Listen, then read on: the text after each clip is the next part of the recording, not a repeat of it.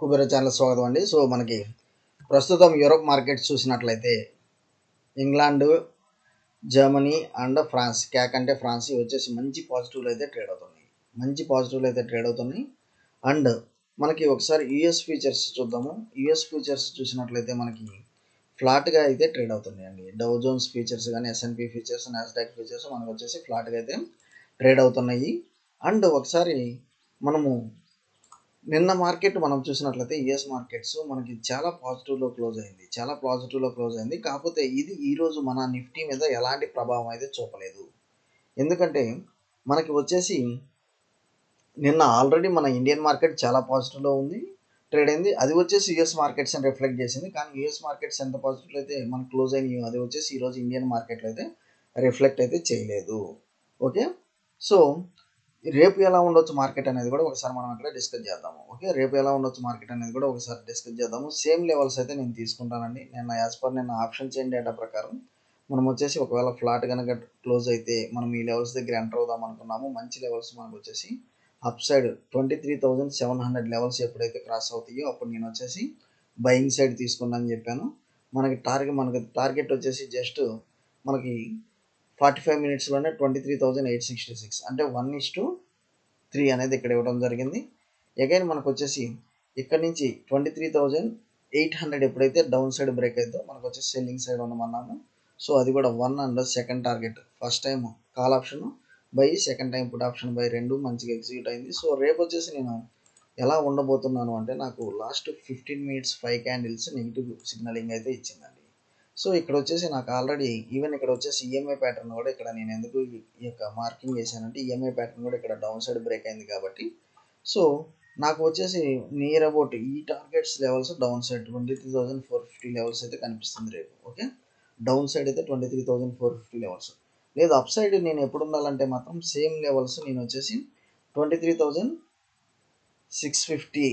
So up side వచ్చేసి 23,650, 23,700. So ఈ levels ఎప్పుడైతే బ్రేక్ అవుతాయో అప్పుడే నేను కాల్ ఆప్షన్ వెళ్తాను. సో ఆల్మోస్ట్ నాకు అప్ సైడ్ వచ్చేసి ఒక 100 పాయింట్స్ నాకు కనబడితేనే అప్పుడే నేను కాల్ ఆప్షన్ వెళ్తాను. నేను అప్పుడు దాకా అయితే కాల్ ఆప్షన్ జోలికి అయితే వెళ్ళను. ఓకే, అప్పుడు దాకా నేను కాల్ ఆప్షన్ జోలికి అయితే వెళ్ళను. రేపు మోస్ట్లీ ఓపెనింగ్ వచ్చేసి మనకు వచ్చేసి రేపు ఎట్లేదని నాకు ఈ లెవెల్స్ బ్రేక్ టచ్ అయ్యే ఛాన్స్ అయితే కనిపిస్తుంది. So once 23,600 and 23,582. సో ఈ లెవెల్స్ మీరు జాగ్రత్త గుర్తుపెట్టుకోండి. 23,582 లెవెల్స్ ఇది ఎప్పుడైతే బ్రేక్ అవుతుందో మీరు ఇమీడియట్గా సేల్ చేయండి. మనకు మంచి డౌన్ సైడ్ టార్గెట్ అయితే ఉంటుంది. అప్ సైడ్ వచ్చేసి నేను 23,700 బ్రేక్ అయితేనే అప్పుడే నేను ఎంటర్ అవుతాను. ఓకే, నెక్స్ట్ బ్యాంక్ నిఫ్టీ కూడా సేమ్ అండి. సో బ్యాంక్ నిఫ్టీలో కూడా మనకు సెల్లింగ్ ప్రెషర్ కనిపిస్తుంది. అండ్ బ్యాంక్ నిఫ్టీ నేను ఆల్రెడీ మనకి ఎంట్రీ ఇచ్చేసింది. అండ్ మోర్ ఓవర్ ఇది నేను ఇంకా ఎప్పుడంటే 51,400 లెవెల్స్ ఎప్పుడైతే మనకి బ్రేక్ అవుతాయో ఆటోమేటిక్గా నేను ఇది ఫర్దర్ డౌన్ అయితే చూస్తున్నాను.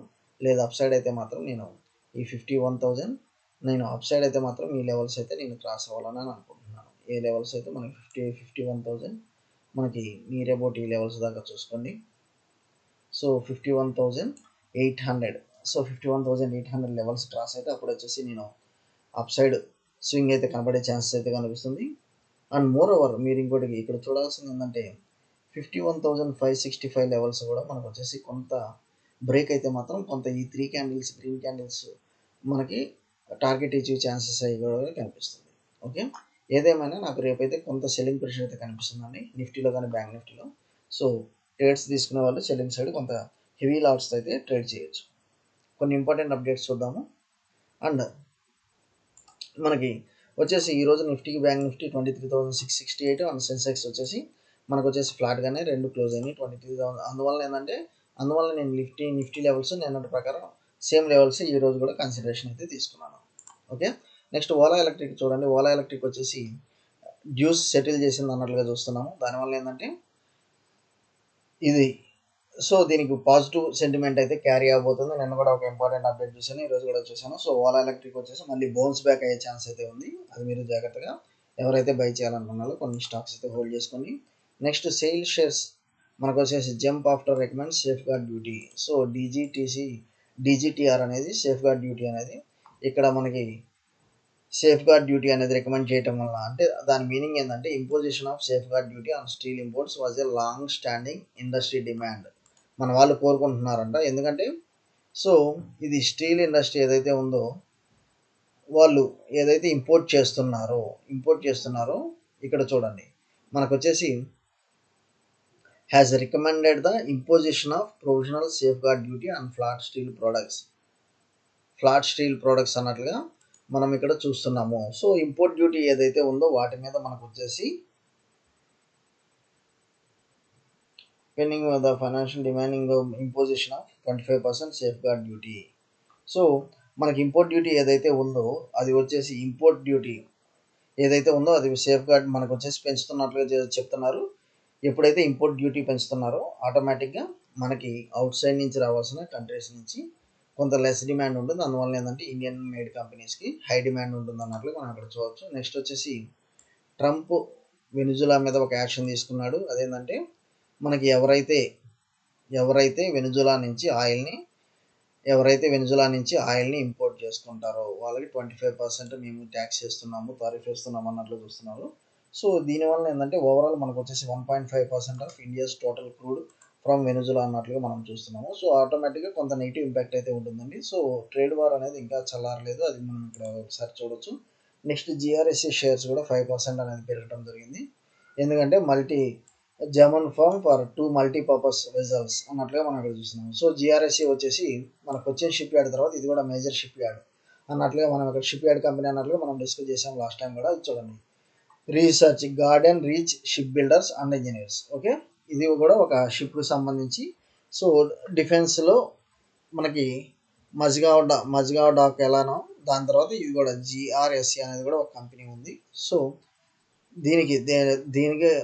దీనికి వచ్చే ఆర్డర్స్ దానికి వచ్చేసి మంచిగానే మనకి ఈవెన్ డిఫెన్స్ సైడ్ ఇంకా గవర్నమెంట్ నుంచి కూడా చాలా ఇన్సెంటివ్స్ వస్తున్నాయి. కాబట్టి జిఆర్ఎస్సి మనము ఇది తీసుకోవచ్చా లేదా, నేనైతే ఇప్పుడు కూడా రికమెండ్ చేస్తున్నాను. సో ఆ లెవెల్స్ ఒకసారి చూద్దాం మనం. ఓకే, సో మనం ఇందాక వెనిజులా ట్రంప్ వచ్చేసి టారిఫ్స్ చెప్పారు కదా, హిందుస్థాన్ పెట్రోలియం అండ్ మనకి ఓఎన్జీసీ ఇవన్నీ వచ్చేసి కొంత నెగిటివ్లో మనకి ట్రేడ్ అవడం చూస్తున్నాము. సో ఇది కూడా మార్కెట్లో కొంత నెగిటివ్ ఇంపాక్ట్ అయితే కనిపిస్తుందండి.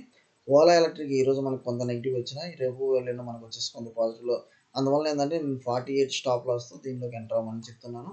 జిఆర్ఎస్సి అండి ఇప్పటికైనా మీరు బై చేసుకోవచ్చు. సో దీని లెవెల్స్ మనం ఒకసారి చూద్దాము. జిఆర్ఎస్సి వచ్చేసి మనకు ఆల్ టైమ్ హై వచ్చేసి 3000 రూపీస్ దాకా కనిపిస్తుంది.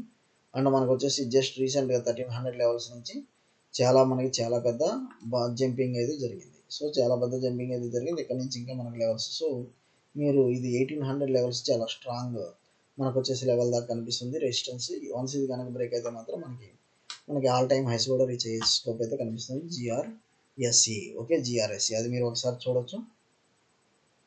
అండ్ స్టీల్ కంపెనీస్ మనకి సేల్ కానివ్వండి, టాటా స్టీల్ వచ్చేసి మంచి పాజిటివ్ అప్డేట్ అయితే వచ్చింది. సో ఇది వచ్చేసి నెక్స్ట్ ఫైనాన్షియల్ క్వార్టర్ రిజల్ట్స్ అయితే రిఫ్లెక్ట్ అవుతుంది. అందువల్ల ఏంటంటే మీరు స్టీల్ స్టాక్స్ కూడా 1-2 స్టాక్స్ అట్లీస్ట్ టాటా స్టీల్ అయితే బై చేసి పెట్టుకోండి.